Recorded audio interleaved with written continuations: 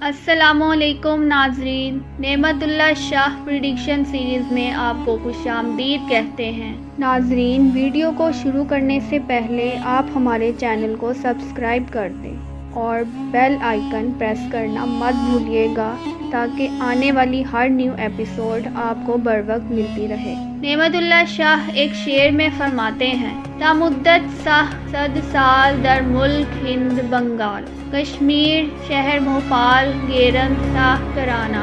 ہندوستان میں مغلوں کی حکومت 300 سال تک قائم رہے گی کہ جو بنگال، بھوپال اور کشمیر تک پھیلی ہوئی ہوگی۔ ایک اور جگہ نعمت اللہ شاہ اپنے شعر میں بیان کرتے ہیں کہ بعد از سہ 100 نہ بینی تو حکم گورگانی، چوں اصحاب کہف گردو در کہف غائبانہ۔ اور پھر 300 سال کے بعد ان کے زوال کا حکم آسمان سے جاری ہوگا اور وہ اس طرح غائب ہو جائیں گے کہ جیسے اصحاب کہف غار میں غائب ہو گئے تھے۔ اصحاب کہف کا واقعہ قرآن میں بیان ہوا ہے کہ جس کے مطابق اصحاب کہف 300 سال سے کچھ زائد ایک غار میں گم رہے تھے۔ نعمت اللہ شاہ ولی نے اسی مثال کو مغلوں کی حکومت سے بھی تشبیہ دی ہے کہ جو 300 سال تک حکومت کرنے کے بعد صفحۂ ہستی سے مٹا دیے گئے۔ انگریزوں نے مغل خاندان کا نام و نشان ہی مٹا دیا۔ 1857 کی جنگ آزادی کے بعد مغل شہزادوں اور شہزادیوں کا یہ حال ہوا کہ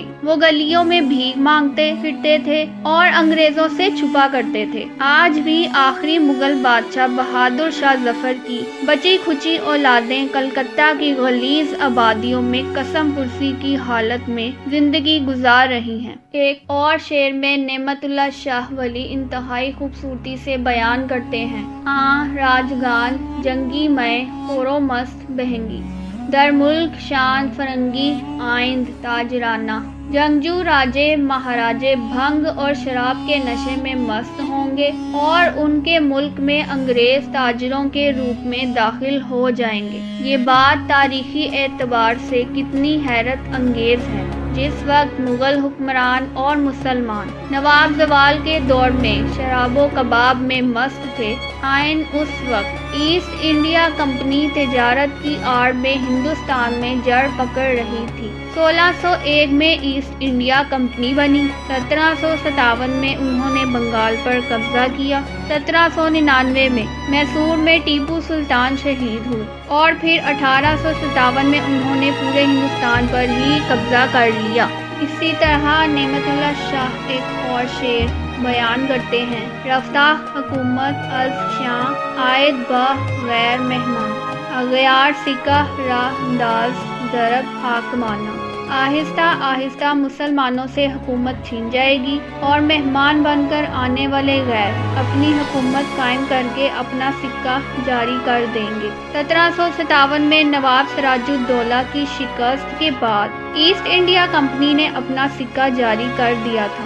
یوں ایک کے بعد ایک علاقہ فتح کرتے ہوئے ہندوستان کی مختلف اقوام کو آپس میں لڑواتے ہوئے انگریز آگے بڑھتے رہے، آ کے 1857 میں پورے ہندوستان پر ان کا قبضہ ہو گیا۔ ایک اور شعر ہے، بینی تو عیسوی راہ بر تخت بادشاہی، گیرند مومنہ راہ ہیلا و بہانہ۔ تم یہ دیکھو گے کہ بادشاہت کے تخت پر عیسائی قابض ہو جائیں گے اور پھر ہیلے بہانے سے مسلمانوں کی پکڑ دھکڑ شروع ہو جائے گی۔